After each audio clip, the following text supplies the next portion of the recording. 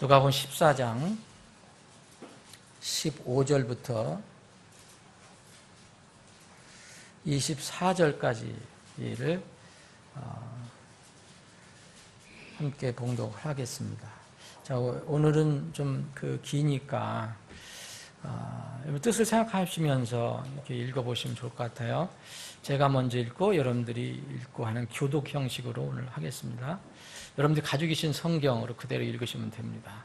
제가 먼저 읽겠습니다. 누가복음 14장 15절입니다. 그분과 함께 음식 앞에 앉은 자들 가운데 하나가 이것들을 듣고 그분께 이르되 하나님의 왕국에서 빵을 먹을 자가 복이 있나이다 하매 이에 그분께서 그에게 이르시되 어떤 사람이 성대한 만찬을 만들고 많은 사람을 초대하고 식사 시간에 그 초대받은 자들에게 자기 종을 보내 이르기를 오라 이제 모든 것이 준비되었노라 하매 그들이 다 하나같이 변명하기 시작하여 첫째 사람은 그에게 이르되 나는 땅을 샀으므로 반드시 가서 그것을 보아야 하니 원하건대 나를 용서하라 하고 다른 사람은 이르되 나는 소 5겨리를 사서 그것들을 시험하러 가니 원하건대 나를 용서하라 하며 또 다른 사람은 이르되 나는 장가 들었으니 그런즉 가지 못하겠노라 하므로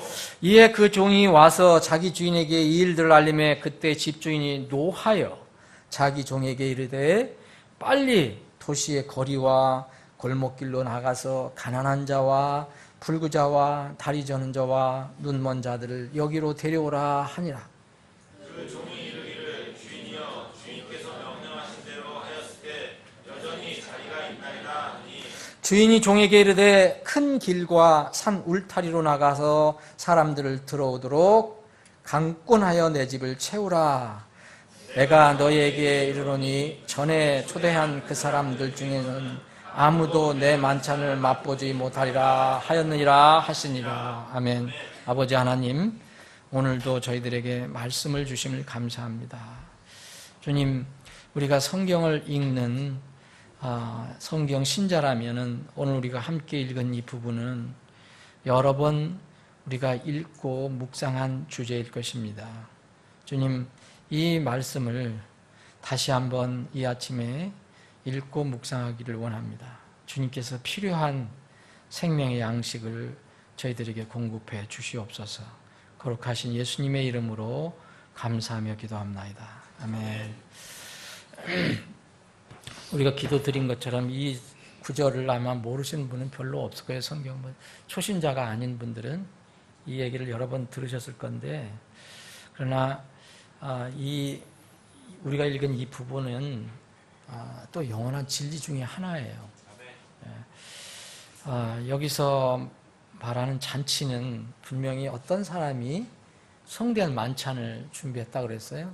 일종의 잔치인데 먹는 축하하는 그런 잔치이기는 한데 성경에 쓰여진 것 그리고 주님께서 이 말씀을 인용해서 해주신 것은 이것이 단순한 이게 먹는 잔치뿐이 아니다. 이것은 하늘의 왕국에 관한 곧 천국에 관한 이야기라는 것을 알게 됩니다. 왜냐하면 오늘 여기 제일 처음에 어떤 사람이 하나님의 왕국에서 빵을 먹는 자, 하나님의 왕국에서 만찬을 하는 자는 참 복이 있다라고 이렇게 소리 지른 것을 하나님께서 주님께서 들으시고 이렇게 말씀을 하신 거예요. 그래서 이 다른 성경에 보면 이것을 또 결혼식 잔치로 비유를 했어요. 우리가 주님을 만날 날 이제 다 함께 주님을 만날 죽은 자들이 먼저 땅에서 일어나고 그 다음에 우리가 살아있는 자들이 죽지 않을 몸으로 변화돼서 주님을 만나는 날, 그 당일날인지 어떤 날인지 모르지만 하여튼 그때 우리가 주님과 만날 때는 무슨 성경에서 뭐라고 얘기하냐면 결혼잔치를 한다고 얘기합니다. 혼인잔치를 한다고. 그래서 마태복음 22장에 보면 이것을 결혼식 잔치로 비유를 했습니다. 한 왕이 자기 아들이 결혼하는 것을 이렇게 축하해 주는 그런 잔치를 비유해서 얘기를 해주고 있습니다. 거기서나 여기 누가복음 14장에서나 여기는 주인이고 어떤 사람이 있는데 이 주인이 종이 있다는 것입니다. 종. 그래서 종에게 이렇게 초청을 하는 일을 맡깁니다. 마태복음 22장에도 그 종들이 이 초청하는 결혼식 잔치에 참석하는 일을 초청하는 일을 이렇게 수행합니다. 왕의 이름으로, 그리고 여기서는 주인의 이름으로, 어떤 사람의 이름으로. 그래서 왕 혹은 여기 주인과 그 결혼식에 참석하는 사람의 그 관계는 그 두 관계가 어떻게 맺어지는 것은 심부름을 하는 종의 책임은 아닙니다. 그것은 초청받은 사람의 책임으로 귀결이 됩니다. 근데 이 누가복음 14장을 우리가 좀 성경을 오늘 여러분 잘 한번 살펴봤으면 좋겠는데, 누가복음 14장이 여기 앞에 부분 1절부터 6절 외에 7절부터는 전부 연결된 그런 말씀이에요. 7절부터 사실은 이 끝절까지 다 연결이 되어 있는 거예요. 근데 이 7절부터는 여기도 초대받는 문제를 얘기하거든요. 어떤 결혼식 초대를 얘기합니다. 그래서 이 7절부터 11절까지는 초대를 받았다, 초청장을 받은 사람이 어떤 태도를 취해야 하느냐를 알려주고 있어요. 다 잔치에 관련된 건데요. 다 잔치에 관련됐습니다. 그리고 12절부터 오늘 우리가 읽은 15절 전 14절까지는 잔치를 베풀고 잔치를 배설하고 사람들을 이렇게 모으는, 이렇게 초청하는 사람은 어떤 태도를 취해야 할 것이냐, 그거에 관해서 얘기해 주고 있어요. 다 잔치에 관련된 거예요. 그 앞에는 초청받은 사람이 잔치에 어떻게 참여해야 할 것이냐, 그 바람직한 태도, 여기에서 결정적인 것은 겸손입니다. 겸손. 그래서 높은 자리에 가서 앉으려고 하지 마라. 이 땅에서 그거 아무 의미가 없는 것이다. 아주 가장 낮은 데로 가서 앉으면 그 주인이 와서 너를 적당한 자리로 인도할 것이다. 그런 얘기예요. 그런 일로 인해 수치를 당하지 마라. 이 11절부터는 잔치를 베푸는 주인이나 왕은 어떤 태도를 취하겠어요? 사실 왕은 예수님을 얘기한다면 여기는 왕은 해당되는 게 아닙니다. 여기는 우리 사람만 해당되는 건데, 그 초청하는 사람은 그 잔치를 초청할 때 영원한 것이 아닌 썩어질 것, 그것을 마음에 두고 잔치를 베풀거나 잔치에 초청하지 말라는 거 얘기합니다. 영원한 것을 마음에 두고 잔치를 배설하라, 이렇게 얘기를 합니다. 그래서 여기 특별히 언제도 한번 살펴봤지만 그 잔치에 초청을 받은 사람이 다시 초청한 사람에게 바로 이렇게 베풀어 주는 거, 보답을 하는 거, 갚아주는 거, 이런 것을 생각하지 마라. 이게 우리 일생에 관한 문제입니다.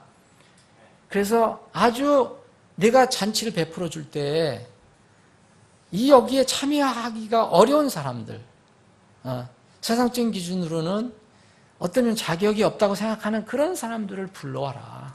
그런 사람에게 따뜻하게 잔치에 참여시켜줘라. 맛있는 음식을 대접해라. 뭘 해라, 이런 얘기입니다. 이유는 14절에 보면 그들이 내게 보답하지 못하기 때문에 내가 복이 있기 때문이다, 그렇게 말씀하시거든요. 지금 우리가 시대에 살 때는 내가 뭘 베풀어주면 상대방이 나에게 좀 뭐가 오는 게 있어야지, 이렇게 생각하잖아요. 근데 예수님은 전혀 그런 뜻과 상관없이 반대로 얘기하십니다. 내가 그냥 좋은 마음으로, 선한 뜻으로 상대방에게 베풀어라. 그것이 전부다. 왜냐하면 그 사람이 너를 또 갚아주면 그것은 이 땅에서만 끝나는 것이다. 그들이 혹시 내게 갚아주지 못한다는 게 참 너에겐 복이다. 왜냐하면 내가 기억하고 하늘에서 갚아줄 것이라는 거죠. 그래서 여기에 이제 14절에, 이 14절이 굉장히 중요한 말씀이에요. 여기에 굉장히 큰 진리가 들어가 앉아 있거든요. 그래서 의인들이 부활할 때가 여러분들이 어딘지 아시죠? 의인들이 부활할 때가 언제인지 여러분 아실 거예요. 그때 보답을 받으리라. 그러면 네가 보답을 받으리라 누가? 내가 해주겠다 얘기입니다. 의인들이 부활할 때. 지금은 내가 안 해주더라도 그때는 잊지 않고 해주겠다. 그런 얘기예요. 그러니까 이 말을 예수님의 말씀을 들은 사람 중에 하나가 이제 지금 뭐 하고 있습니까? 예수님이 이렇게 큰 음식 잔치 초대에 받아서 거기 음식을 드시는 그런 자리에 있는 것 같아요. 근데 거기서 이제 이런 얘기를 하시니까 그 중에 있는 사람이, 한 사람이 예수님 말씀을 듣고 이런 결론을 냅니다. 하나님 왕국, 천국에서 만찬에 참여하는 자, 여기 빵을 먹는 자는 정말 복이 있습니다라고 선언을 합니다. 저희가 이제 어떤 감동이 돼서 이렇게 이야기한 거겠죠. 근데 이 말은 맞는 말이거든요. 이 말은 맞는 말이에요. 자, 결론적으로 하나님의 왕국에서 빵을 먹을 자가 정말 복이 있는 거예요. 자, 이 지상에서 많은 잔치를 베풀고, 뭐 요새는 또 송년회를 한다고 해서 여러분들 바쁘죠. 거기서 뭐 맛있는 것도 먹고 뭐 하지만 사실 이것은 지상에서 벌어지는 거고, 나중에 하나님의 왕국에서 만찬을 하는 자, 거기에 참여하는 진짜 복이 있다는 거예요. 사랑하는 여러분, 이 세상에서 아무리 권세를 누리고 복락을 누리고 무슨 뭐 재물을 누리고 즐거움 누려도요, 거기에 없으면 아무 소용없어요. 그래서 예수님께서 이 지상에서 여자에게서 난 자 중에 누가 제일 위대하다 그랬습니까? 침례자 요한이 가장 위대하다 그랬어요. 그런데 지금은 침례자 요한이 땅에 있잖아요. 하늘에 있는 자보다 못하다 그랬어요. 여러분, 우리는 지금 전부 생각을 전부 땅으로 바라보니까 그 하늘에 놀라운 그 감격스러운 그 복락을 모르지만 하나님은 늘 이렇게 말씀을 해주세요. 그래서 이런 말씀 마음에 두는 사람은 삶에서 그 말씀을 따라 살려고 노력을 하는 겁니다. 그래서 이 사람이 정말 천국에서 하나님 왕국에서 만찬에 참여한 자, 빵을 먹는 자, 우리 같으면 밥을 먹는 자, 같이 식사를 하는 자, 누구와? 주님과 함께 같이 식사하는 자는 복이 있다. 맞습니다. 정말 이렇게 되면 얼마나 좋겠습니까? 여러분들 그 자리에 다 있기를 소망합니다. 정말 한 사람도 빠짐없이. 그건 앞으로 이루어질 것이니까. 그런데 주님께서 이 말씀을 듣고 마음에 두신 생각이 있었어요. 여러분, 이때까지 주님은 여러 군데 가셔서 말씀을 전하셨거든요. 사실 뭐예요? 회개하라, 천국이 가까웠느니라. 이 말씀을 하고 다니시는데 어떤 사람은 받지만 어떤 사람은 대부분 안 받아요.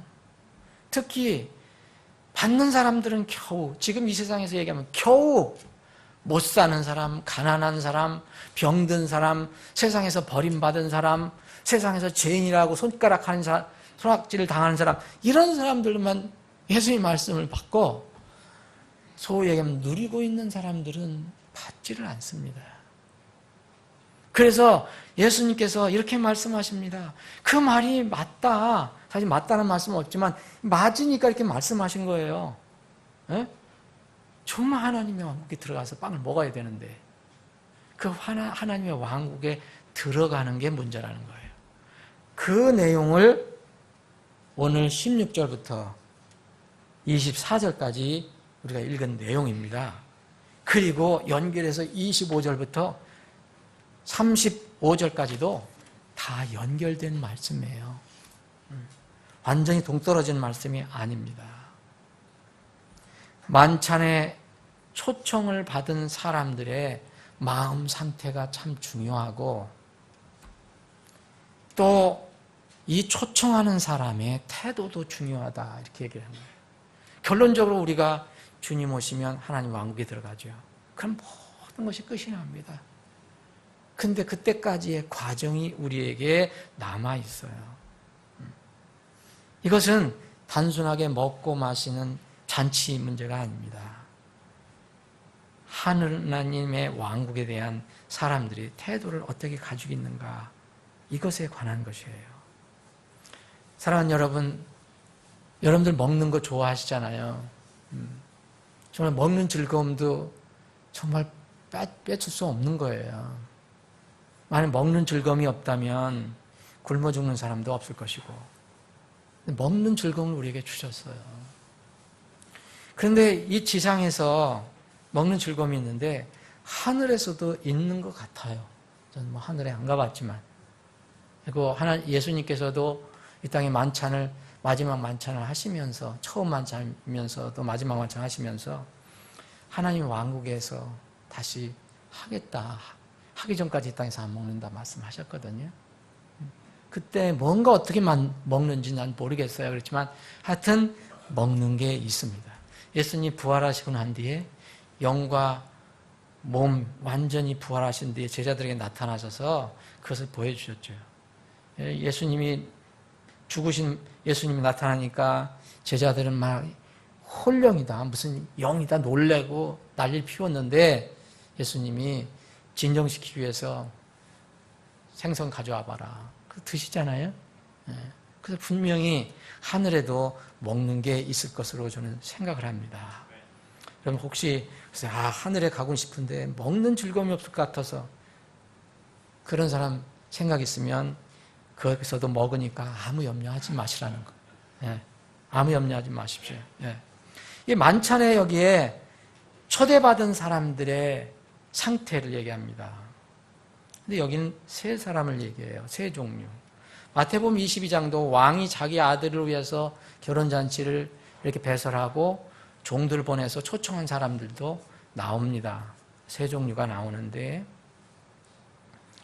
여기에 만찬은 뭐라 그랬냐면 성대한 만찬이라고 했어요. 정말 성대한 만찬입니다. 저는 이때를 생각해 보거든요. 도대체 어떤 만찬일까? 이건 Great Supper. 정말 위대한 큰 만찬이에요. 이 만찬에 반드시 참여해야 합니다. 이렇게 참여 못하는 사람들은 정말 불행 중에 불행한 사람들이에요. 지상에서 만찬과 비교할 수 없는 만찬은 틀림없어요. 그런데 주님께서는 이 지상에 계실 때, 우리와 지금 우리 눈에 주님 안 보이지만 우리가 주님을 처음 만날 때, 그리고 만난 후에도 주님께서 우리와 만찬하고 싶어 하실 때가 있거든요. 실제로 우리 뭐 먹는 음식은 아니지만, 여러분들 먹는 음식을 같이 식사할 때, 감사기도할 때 주님이 함께 하신다는 생각을 하시면 복이 될 겁니다. 왜 기도하십니까? 왜 감사기도 하십니까? 주님이 거기 계신다는 것도 믿기 때문에 그렇게 합니다. 계시록 3장에 보면 마지막 교회에, 그리고 또 이 교회뿐만 아니라 모든 7교회에게 주시는 말씀이 있어요. 보라, 내가 문 밖에 서서 두드리노니 누구든지 내 음성을 듣고 문을 열면 내가 그에게 들어가, 말했어요. 그에 들어가 그와 함께 만찬을 먹고 그는 나와 함께 먹으리라. 주님께서 그렇게 약속하셨거든요. 그래서 사실은요, 지금 구원받고 나서 여러분들 주님과 교제하는 분들은 항상 주님이 여러분들과 함께 만찬하는 겁니다. 그런데 우리 문을 두드려서 오신다 그랬잖아요. 우리 마음에. 근데 우리 마음에 무슨 주님이 드릴 게 그런 만찬이 많이 있겠어요. 근데 주님께서 분명히 문을 열고 나를 받아들이면 내가 들어가서 그와 함께 만찬을 먹겠다, 이렇게 말씀하셔요. 우리는 주님께 무슨 만찬을, 무슨 식사를 대접해 드립니까? 우리가 준비하는 건 정말 보잘것없어요. 그래서 그걸 주님은 기뻐하셔요. 그런데 우리가 이제 그 주님을 만나서 만찬할 때가 있어요.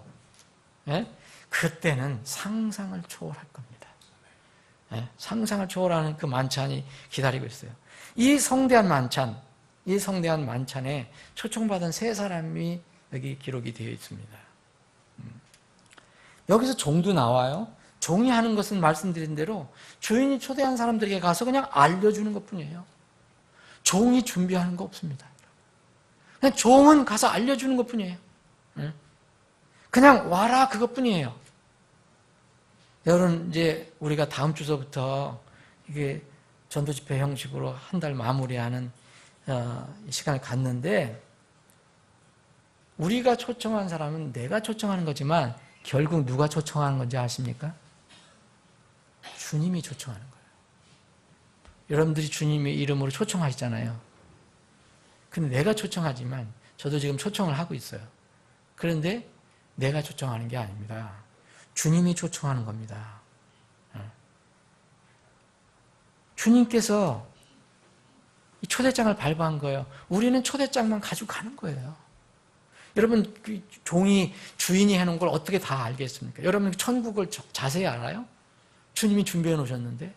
여러분, 설명하는 거는 성경에서 이야기한 거 그것밖에 몰라요. 그런데 상상을 초월하는 아름다운 하나님의 왕국이 기다리고 있어요. 우리는 주인의 종으로서 그 사람들에게 성대한 잔치가 준비되었으니까 그냥 참석만 하라고 메시지만 전달하는 겁니다.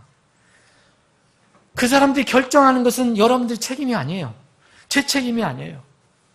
여러분, 전도하는 거 여러분들 책임입니까? 전도 가는 거, 들려주는 거, 알려주는 것은 여러분들 책임이지만 그 사람들이 듣고 결정하는 것은 여러분들 책임이 아니에요. 제일 먼저 초대받은 사람들이 여기 나오거든요. 제일 먼저 초대받은 사람들이 여기 17절에 보면 식사 시간에 그 초대받은 자들에게 자기 종을 보내어 이르기를 오라 이제 모든 것이 준비되었노라 하며 그들이 다 하나같이 변명하기 시작하여 자, 근데 이 세 부류의 사람들이 동일하다는 거예요. 다 변명을 했다는 거예요. 근데 첫 번째 사람들은 어떻게 이렇게 변명을 했는가? 자, 여기 세 사람이 나오는데요. 이 사람은 첫 번째 용서하라 그랬거든요. 내가 못 가는 것을 용서하라까지 얘기했어요. 엄청나게 겸손한 겁니다. 네? 그런데 이유는요, 그 왕의 초청을, 그 주인의 초청을 못 받는 것이 뭐냐면 내가 땅을 샀기 때문이라고 얘기합니다. 땅을 샀기 때문이다. 이것이 이유예요. 두 번째 사람은 소 5개를 샀기 때문에 못 가겠다. 5결이라면 10마리를 얘기하는 거예요. 그리고 또 한 사람은 나는 결혼했으니까, 장가 갔으니까 못 가겠다. 이 이유입니다. 그럼 지금 우리가 전도할 때요, 이 세 사람의 부류가 나타납니다. 자, 먼저 초대받은 사람들은 사실 여기에 이제 또 세 부류가 초대를 받아요. 지금 우리가 얘기하는 것은 첫 번째 부류예요. 이 첫 번째 부류는요, 유대인을 가리킨다고 볼 수 있습니다. 유대인을 가리켜 볼 수 있습니다. 사도행전 1장 8절에 보면 예수님께서 제자들에게 이제 바로 승천하시기 전에 그런 말씀하셨어요. 내가 성령의 권능을 받으면 이제 그 후에 나를 위한 증인이 될 것인데 증인 역할을 어떻게 할 것이냐? 첫 번째는 유대와 예루살렘에서 할 것이다. 그 다음에는 유대와 예루살렘을 둘러싸고 있는 사마리아에서 할 것이다. 그 다음에는 마지막으로 세 단계는 땅의 맨 끝 지역에까지 너희들이 이르러서 주를 위한 증인이 될 것이다. 얘기했습니다. 이것은 어떤 지역, 어떤 것을 얘기합니다. 그래서 이 유대 예루살렘은요, 첫 번째 이 단계는 바로 이스라엘 사람을 얘기합니다. 복음은 바로 거기서부터 퍼져나가기 시작했어요. 유대로부터 나온 겁니다. 예루살렘부터 나온 거예요. 예루살렘 교회에서부터 나온 거예요. 예수님이 그 중심으로 했어요. 그 다음에 제자들이 사마리아까지 갑니다. 사마리아는 이방인들과 유대인들의 중간지대. 그래서 여기는 혼혈족들이 많이 살았어요. 그리고 마지막으로 땅의 맨 끝 지역은 정말 이스라엘과 상관없는 이교도 지역이에요. 그런데 이 지역에 다 증인이 된다고 얘기했습니다. 여기 세 부류가 세 부류의 사람이 나오는데 첫 번째 부류에도 세 사람이 나오고 세 종류의 사람이 나오고 또 초청을 받은 사람도 세 부류가 나와요. 그래서 오늘 우리가 지금 살펴보는 세 사람 종류가 나온 것은 먼저 초대받은 사람, 이 사람들은 유대인이에요. 물리적으로 보면 유대인이에요. 이 사람들은 하나님의 말씀을 쉽게 접할 수 있었던 사람들이에요. 거기서부터 시작됐으니까. 그런데 이것을 지금 이 시대에 기독교에 적용해 본다면 소위 모태신앙이에요. 소위 얘기하면. 여러분 성경적으로 모태신앙이라는 말은 없어요. 교회에서 많이 얘기하지만. 모태에서부터 어머니 뱃속에서 믿는 사람이 있으면 대단한 사람이죠. 그런 사람 없어요. 그냥 어머니가 나를 잉태했을 때부터 어머니가 신앙을 가지고 있었다는 그런 뜻이라고 저는 이해를 합니다. 기독교 가정에 있는 사람들, 기독교 국가에 영향을 받은 사람. 옛날에 미국에는 기독교 국가였던, 지금은 기독교 국가가 더 이상 아니에요. 그 미국이 세워졌을 때는 성경 위에 세워졌기 때문에 그 영향을 받을 수밖에 없었죠.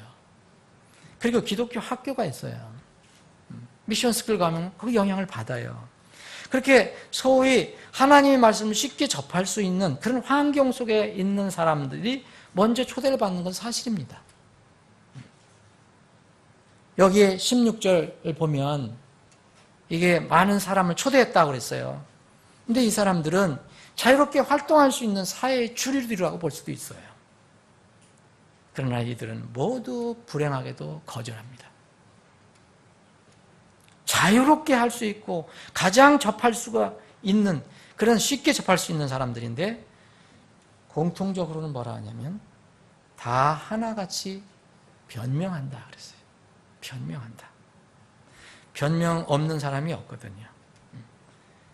자, 여기 세 종류의 사람들을 한번 보겠습니다. 첫 번째 초대받은 사람들. 땅 한 필지 샀다고 그랬죠. 여기 성경에 보면 땅을 샀음이라고 했는데 땅 한 필지입니다. 여러분.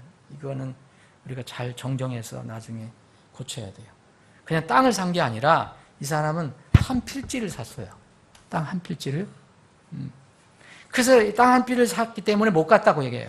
이거 부동산이거든요. 지금 이 시대 말로 하면 부동산. 근데 이 사람의 변명이 말이 안 맞는 것을 여러분들 한번 생각해요. 왜 말이 안 맞습니까? 변명을 위한 변명이죠. 차라리 안 간다 그러는 게 차라리 나을 수도 있어요. 그런데 이 사람은 어떤 환경 속에 자랐어요? 어떤 환경 속에 자랐어요? 말씀 쉽게 접할 수 있는 환경이 자랐기 때문에 뭔가는 용서해달라고 얘기하고 가긴 가야 되는데 지금은 안 된다고 얘기하는 거 아닙니까? 예? 아주 아예 안 믿고 공격하는 사람들이 아니에요. 근데 이유는 땅을 한 필지를 샀기 때문에 못 간다는 거예요. 여러분, 사실 여러분 땅 살 때 인터넷으로 여러분들 삽니까? 안 보고? 땅을 안 보고 가서 산 사람은 없을 거예요, 아마. 그때나 지금이나 마찬가지예요. 이 사람은 분명히 가서 봤을 거예요. 체크도 해보고 이모저모 살펴봤을 거예요. 근데 이 초대장이 날라오니까 그 핑계를 대는 거예요. 아주 겸손하게 나를 용서하라 그래요. 두 번째 사람은 요새 이 시대 사람들이 좋아하는 뭐냐면 앞에 사람은 부동산, 부동산도 좋아하죠. 다른 사람은 뭐냐면 나는 소 10마리를 샀다. 5개리라면 10마리예요. 쌍쌍으로 해서 10마리. 근데 그걸 시험하러 가야 한다. 제가 알기로는 이 사람도 변명해요. 이유는 아니 시험 다 사놓고 시험에서 만약 문제가 병 들었으면 어떻게 할 거예요? 분명히 체크를 해봤을 거예요. 근데 초청장이 오니까 천국 초청장이 오니까 이게 더 중요하다. 땅이 더 중요하다라고 얘기하는 거예요. 그런데 예의를 갖춥니다. 나를 용서해달라. 이 시대의 동산입니다. 사업과 관련됩니다. 여러분, 많은 사람들이 사업 때문에 무슨 움직이는 동산 때문에 천국을 거절한 사람들이 있어요. 세 번째는요, 이게 장가 들었으니까 못 가겠다는 거예요. 이거는 동산, 부동산도 아니에요. 세상의 일과 관련된 거예요. 세상의 즐거움과 관련된 거예요. 그런데 이 땅에서의 즐거움이 하늘에서의 기쁨보다 더 좋다고 얘기하는 사람이에요. 이 사람은 참 어리석은 사람입니다. 장가 들었으니까 내가 가지 못하겠다. 장가 들었으니까 못 가겠다는 뭐냐. 내 사랑하는 아내를, 내 마누라를 돌보기 위해서, 내 가정을 돌보기 위해서 그런다는 거 아닙니까? 이 사람은 왜 어리석으냐면 가장 사랑하는 아내라면 자기 아내를 데리고 그 초청장에 가면 돼요. 근데 그 이유를 대는 거예요. 지금 하늘에는 여러분 결혼 생활이 있어요, 없어요? 없습니다. 예수님이 우리의 신랑이에요. 물리적으로 어떻게 되는지 저는 몰라요. 그런 거 물어봐도 저는 대답할 수가 없어요. 그런데 분명히 말씀하셨어요. 결혼은 이 땅에서만 있는 겁니다. 결혼 제도는 이 땅에서만 있는 거예요. 여러분, 결혼하기 전에는요, 바른 신앙 가지고 있다고 그래요. 열심히 있는 신앙 가지고 있는 것 같은데, 결혼 후만 되면 왜 퇴보해요? 변질되는 사례가 엄청나게 많아요. 아니, 결혼 전에는 그렇게 열심히 주님 섬긴다 하다가 결혼하면 끝나요? 그 참 이상하잖아요. 진짜 자기 남편, 자기 아내는, 여자로 말할 것 같으면 남편은 예수님의 모형인데, 진짜 모형을 좋아하는 거예요? 하늘에 계신 진짜 예수님을 사랑한다면 결혼제도의 그 맛을 알 건데 그걸 모르는 거예요. 가짜로 믿는 거죠. 결혼제도의 목적이 이 시대는 거의 상실됐습니다. 결혼제도의 목적, 하나님께서 세우신 목적이 이제는 거의 상실됐어요. 전부 육으로만 계산하네요. 이런 사람들은 사실 다 변명이지만 예수님을 초청할 때 예수님께 오라 초청하면요, 다 거절한 이유가요, 사실은 용서해달라, 무슨 사정이 있다 얘기하지만 사실은요, 빛을 따르는 게 아니에요. 어둠을 더 좋아하기 때문에 그런 거예요. 지상의 것을 더 좋아하기 때문에. 요한복음 3장 16절에 유명한 말씀 있잖아요. 하나님께서 세상을 저는 하나님 독생자를 주셨다. 근데 어떤 사람들은 이 예수 그리스도를 받아들이지 않아요. 그래서 그를 믿는 자는 정죄를 받지 않는다 그랬고, 믿지 않는 자는 하나님의 독생자 이름을 믿지 않기 때문에 정죄를 받았다 그랬어요. 그런데 정죄는 뭐냐 이거예요.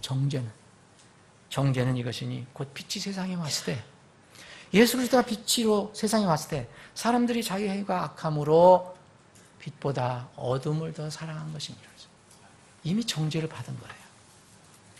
사랑하는 여러분, 이 사람들이 용서를 해달라 하지만 그 순간, 나중에 돌이키면 참 좋은 일이지만 이 순간 정죄를 받는 겁니다. 어둠을 찾아가는 거거든요. 땅의 것을 더 추구하는 거거든요. 이런 사람들이 우리 앞에 있다는 거예요. 여러분들 전도할 때 늘 생각을 하셔야 돼요. 두 번째 초대한 부류의 사람이 나옵니다. 21절입니다. 21절은 종이 얘기를 했잖아요. 주인이 얘기하신 그런 사람들한테 다 찾아가서 얘기했는데 하나같이 변명합디다. 다 안 옵디다. 그러니까 주인이 노를 바랍니다. 자기 종에게 이야기합니다. 그러면 빨리 도시의 거리와 골목길로 나가라. 왜 여러분 도시의 거리와 골목길로 나가라 했냐면 여기에는 앞에 있는 사람들이 있는 곳이 아니에요. 여기에는 있는 사람들이 있어요. 누가 있느냐면 가난한 자가 있어요. 불구자가 있어요. 다리 저는 장애인이 있어요. 그리고 눈먼 자들이 거기에 있어요. 여기를 가라는 거예요. 유대인들은요, 처음부터 이런 사람들은 하나님께서 저주를 받았다고 믿었던 사람들이에요. 그래서 이 유대인들 중에서도 이런 사람들이 있으면 다 이렇게 외면이 되고 분리가 되고 그랬어요. 그런데 주님은 이 사람들에게 주인은 가서 복음을 전하라고 얘기합니다. 그런데 이 사람들은요, 여기에 대해서 받았다 안 받았다 얘기를 안 해요. 근데 분명히 다 받아들입니다. 여기 22절 보면 그 종이 이르기를 주인이여 주인께서 명령하신 대로 하였을 때 여전히 자리가 있나이다. 그 뭐예요? 분명히 초청했더니 다 와서 자리를 잡았습니다. 이런 얘기 아니에요? 그런데 자리가 아직 남아있나이다. 그랬어요. 두 번째, 초대받은 사람들. 유대인들 중에서 재산도 없고 권세도 없고 지식도 없고 이름도 없고 이런 사람들은 주님이 복음을 전했을 때 다 받아들이게 되었습니다. 그런데 세상의 것으로 채워진 영이 가난하지 않은 사람들은 다 반대하고 주님을 대적하고 해요. 여러분, 이건 참 중요한 얘기입니다. 복음은 누구에게나 갈 수 있는 거지만 그것을 어떤 사람은 똑같은 사람은 받아들이는데 똑같은 사람이 받아들이지 않는 것은 마음의 상태에서 문제가 있는 거예요. 소외되고 인정받지 못한 사람들은요, 영이 가난한 상태에 있어요. 그래서 복음을 들으면요, 그것을 받아들일 수가 있어요. 그래서 부자가 천국에 들어가는 것보다 가난한 자가 천국에 들어갈 확률이 참 높은 거예요. 부자라는 건 뭘 얘기해요? 반드시 물질로만 부자 얘기합니까? 다른 것으로 내 마음이 가득 차 있다는 것을 얘기합니다. 아주 마음이 비워진 사람들은, 뭐 내놓을 수 없는 사람들은 변명하지 않아요. 다만 내가 거기 가도 될까? 이것만 걱정하죠. 이 사람들은 잔치에 다 초청에 응합니다.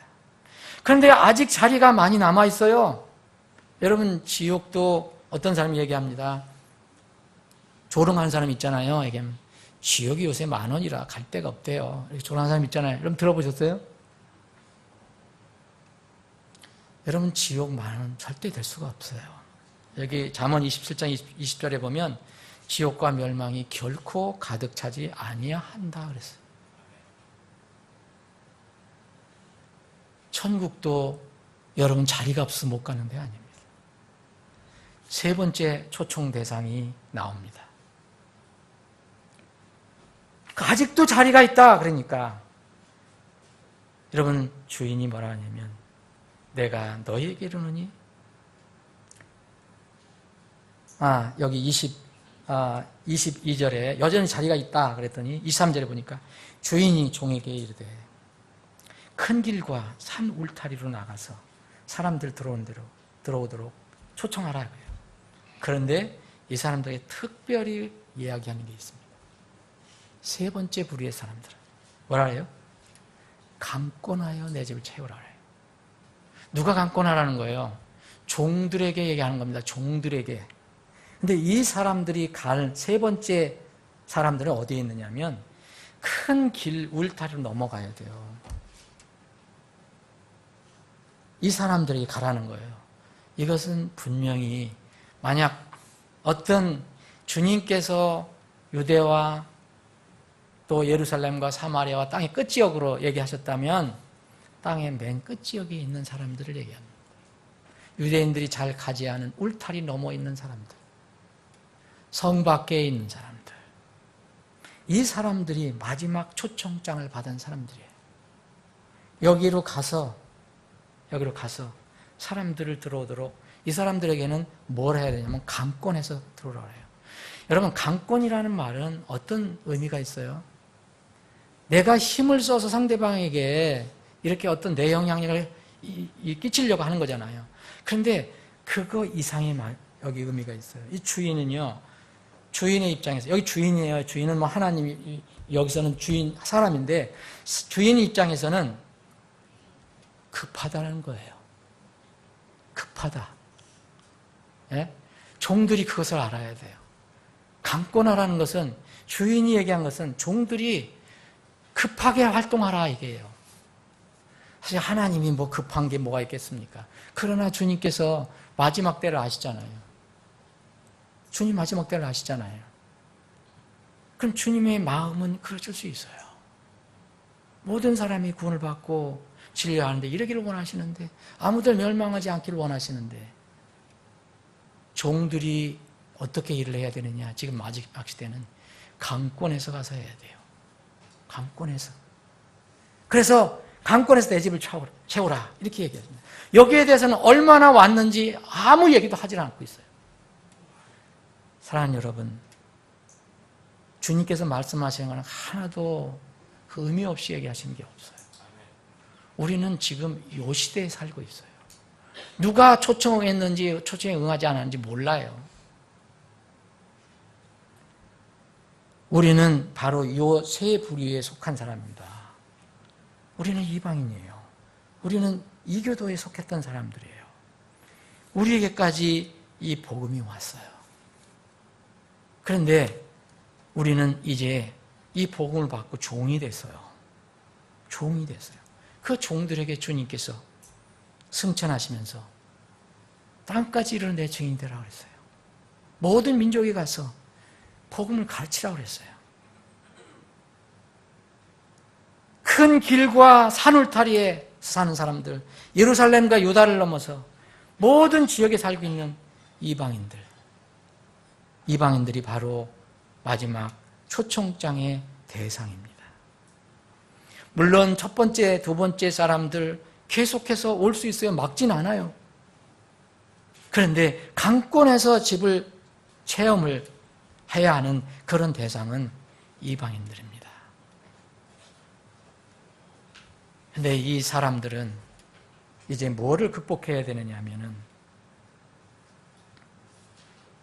자기 자신과 이 주인이 초청했을 때 이 초청장과 어떤 관계가 있는가를 살펴봐야 돼요. 그 관계가 25절부터 35절까지 있어요. 대개 이방인들은 처음부터 하나님을 모르기 때문에 무엇을 섬기는 게 있어요. 다른 종교든 아니면 안 믿는 사람은 자기를 섬겨요. 자기가 왕처럼 되어 있어요. 하나님처럼 되어 있어요. 그 문제를 해결해야 돼요. 그게 바로 25절, 26절, 27절 그리고 32절까지입니다. 나를 바라보라. 내가 어떤 사람인가. 그래서 나를 내려놓고 그 초청장에 응해라. 사랑하는 여러분, 우리는 그러한 성대한 잔치 참석자들에게 어울리지 않는 사람들이었어요. 그런데 우리는 마음을 내려놓고 복음을 받았어요.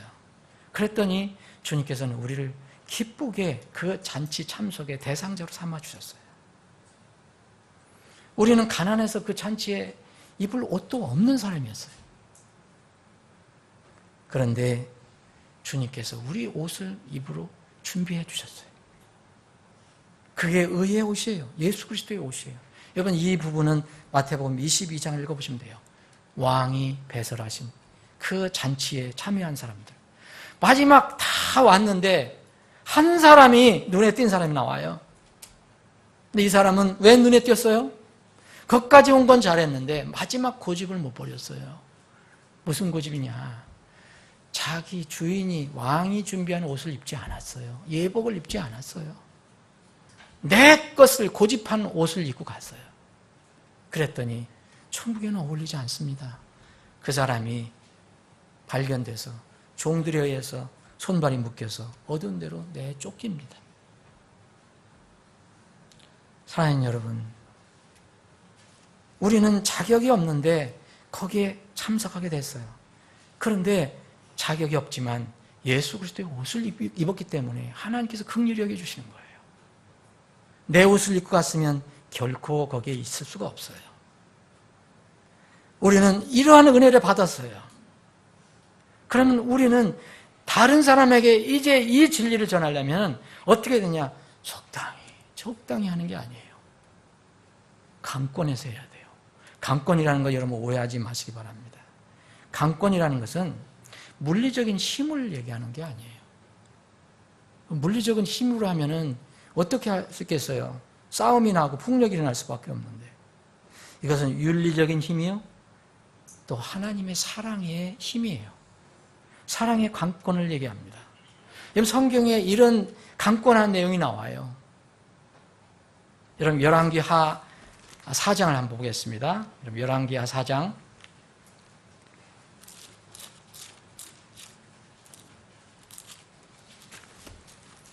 열왕기하 4장 8절 하루는 엘리사가 수넴에 이르렀더니 거기에 창대한 여인 하나가 있었는데 그녀가 그에게 뭐하지요? 강권하여 빵을 먹게 함으로 엘리사가 지날 때마다 빵을 먹으러 거기로 들어갔더라. 여러분, 결국 이 여인이 복을 받죠. 이 여인은 그 하나님의 대언자를 어떻게든지 이렇게 도와주고 싶었어요. 근데 엘리사가 겸손하게 자꾸 이렇게 겸손하게 거절하니까 나중에는 강권하는 거예요. 강권은 여자가 무슨 힘으로 남자를 이길 수 있겠어요? 그게 아니라 하나님의 사랑을 가지고 자기의 간절한 마음으로 표현한 것이죠. 이런 것들이 곳곳에 나와요, 여러분. 사도행전 16장에 보면 루디아라는 여인 있잖아요. 구원을 받아요. 극적으로 구원을 받아요. 바울사도의 복음을 통해서. 그랬더니 어떻게 해요? 바울사가 떠나니까 강권해요. 강권해서 내 집에 좀 더 있으라고 강권을 합니다. 이런 게 강권이에요. 고린도 후서 5장을 한번 보겠습니다. 그런데 여러분, 또 다른 강권이 있어요. 고린도 후서 5장 10절입니다. 우리 모두가 반드시 그리스도의 심판석 앞에 나타나리니 이로써 각 사람이 좋은 것이든 나쁜 것이든 자기가 행한 것에 따라 자기 몸에 이루어진 것들을 받으리라. 11절입니다. 그런즉 우리가 주의 두려움을 알므로, 두려움을 어떻게 해서 테러라 그랬어요? 주의 공포예요. 공포. 여러분 쉽게 이해하는 것, 주의 공포. 주의 두려움을 알므로 사람들을 설득하거니와 우리가 하나님께 밝히 드러났고 또 너희 양심에도 밝히 드러나는 줄로 내가 확신하노라. 여기 설득이라는 말을 쓰고 있어요. 여기서. 사도 바울은 이거는 그냥 적당히 전하는 거 아니에요. 상담하게 간절하게 설득을 하는 거예요. 뭐 때문에? 주의 공포를 한다고 그랬어요.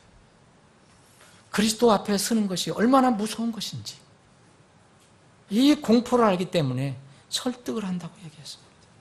사랑의 힘입니다. 이건 또 말씀의 힘입니다. 진리의 힘입니다. 그래서 바울 사도는 디모데후서 4장 2절에 그 젊은 사역자 디모데에게 말씀을 선포하라. 때에 맞든지 맞지 아니하든지 긴급히 하라.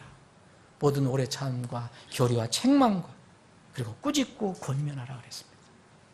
이것이 바로 강권입니다. 여러분, 물리적인 강권 아무 효력 없어요. 북한 공산독재 정치 곧 저는 무너진다고 생각하거든요. 몇 년이 될지 모르지만 이건 무너지게 돼 있어요. 그들이 지금 유지하는 것은 뭡니까? 공포정치라는 거예요. 공포정치를 한 독재자는 사람들을 부릴 수는 있어요. 잠시 동안 사람들을 부릴 수는 있잖아요. 그런데 그들 마음을 움직입니까? 절대 마음은 못 움직여요. 마음은 어떻게 움직입니까? 말씀으로 움직여요. 진리로 움직이는 겁니다.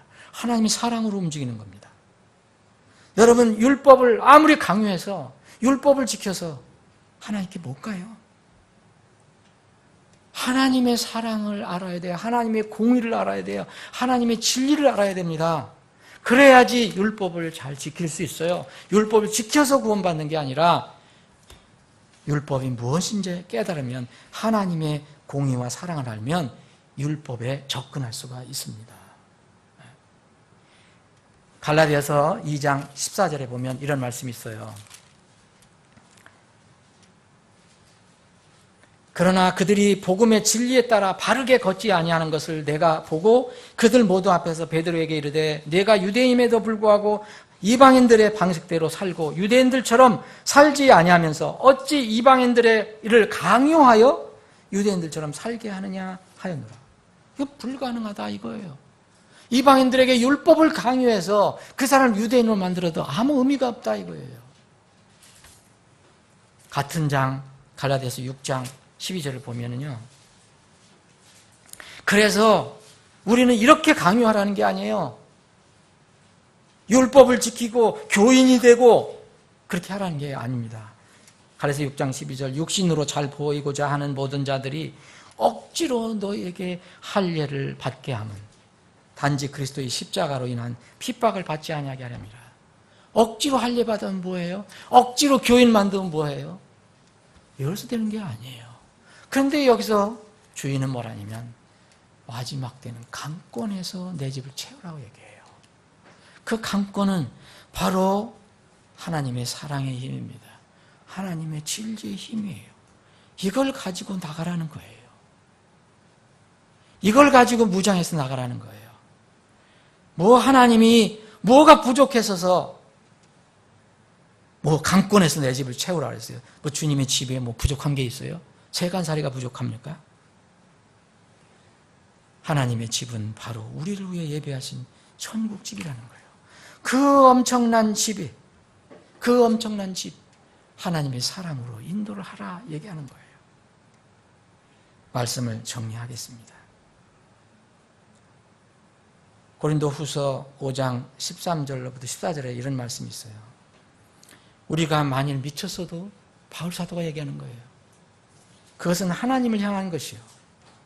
정신이 온전하여도 그것은 너희를 위한 것이니 그리스도의 사랑이 우리를 강권하는도다. 사랑하는 여러분, 분명히 때와 기회가 있어요. 강권이라는 것은 때와 기회도 연결된 거예요. 무작정 오래된 세월이 앞으로 놓여져 있다는 게 아니에요. 하나님 입장에서는 어떤 면에서는 급한 거예요. 때와 기회가 있어요. 그 때와 기회가 소진될 때가 있어요. 그래서 바울 사도는 미쳤다는 소리를 들었어요. 그래도 하나님의 사랑, 그리스도의 사랑이 강권하기 때문에 미쳤다는 소리를 들어도 곳곳에 다니면서 복음을 전하다 간 거예요. 사랑하는 여러분, 우리가 이제 곧 잔치를 시작합니다. 어떤 면은 음식을 마련해 놓고 무슨 잔치를 하는 게 아니라 하나님의 진리의 말씀을 전하는 말씀의 잔치예요. 근데 그 말씀의 잔치를 여러분들이 초대해볼 때는 별별 사람들이 다 나타날 거예요. 그럼 어떻게 할 거냐 이거예요. 우리가 지금 하는 사람들은 대개 세 번째 초대 대상이에요. 주님의 말씀을 잊지 마십시오. 다 같이 변명하든 안 하든 간에 우리 쪽에서 해야 될 것은 하나님의 명령이 있습니다. 강권하여 내 집을 채우라는 겁니다. 이 강권은 그리스도의 사랑입니다. 미쳤다는 소리를 들어도 이 그리스도의 사랑이 우리를 움직이기 때문에 우리가 그들에게 전할 수밖에 없습니다. 곧 주님의 만찬이 시작될 것입니다.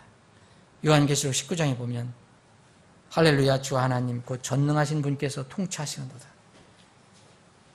6절 이후로 보면 우리가 즐거워하고 기뻐하며 그분께 존귀를 돌릴지니 어린 양의 혼인잔치가 이르렀고 그분의 아내가 자신을 예비하였도다. 또 그녀가 깨끗하고 희고 고운 아마포 옷을 차려입도록 허락하셨으니 이 고운 아마포는 성도들의 의라. 여러분들 의 가지고 있습니까? 그건 그리스도의 의잖아요. 그가 내게 말하기를 기록하라. 어린 양의 혼인 만찬에 부름받은 자들은 복이 있도다 하고 또 내게 이르되 이것들은 하나님의 참된 말씀들이라 하더라. 부디 우리가 다음 주부터 시작하는 이 한 달 동안의 말씀 잔치 주님께서 기뻐하시고 우리는 이 말씀 잔치에 종의 역할을 받아서 강권하여 내 집을 채우라는 말씀을 실천하는 저희들이 되기를 바랍니다. 여러분들과 우리 교회가 되기를 바랍니다. 기도하시겠습니다.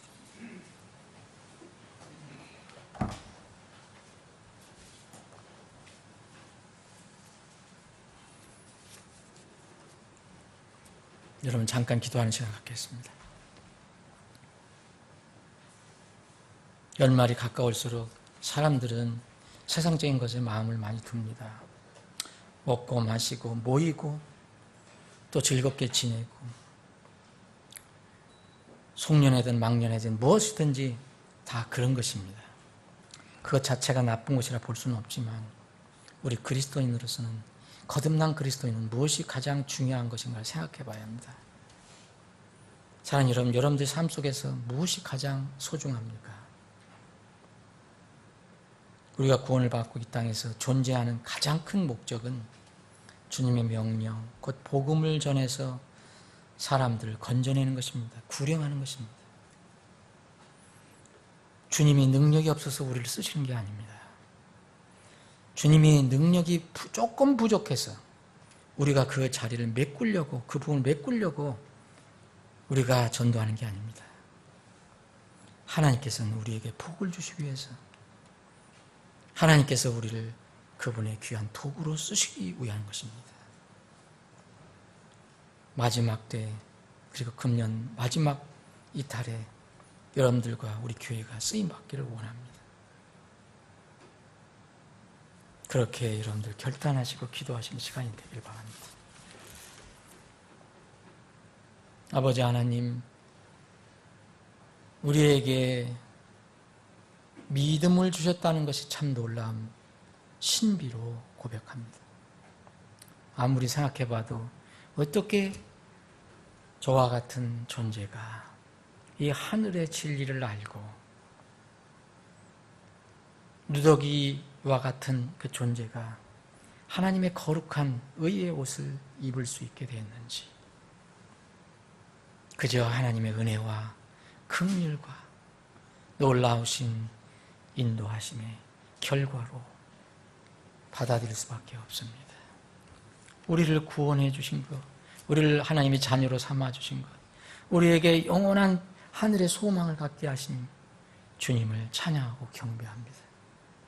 한 해가 저물어가는 한 달 12월을 저희들이 앞두고 있습니다. 우리 교회에 여러 가지 행사가 많은데 다 혼들을 건져내려는 행사입니다. 이 모임이 하나님께서 기뻐하시는 말씀의 잔치가 되게 해주시기를 원합니다. 우리가 이 일에 부족하지만 쓰임받기를 원합니다. 우리는 종들입니다. 종들은 주인의 말을 듣고 나가는 사람들입니다. 귀한 종으로 다 쓰임받는 저희들이 되게 해 주시옵소서.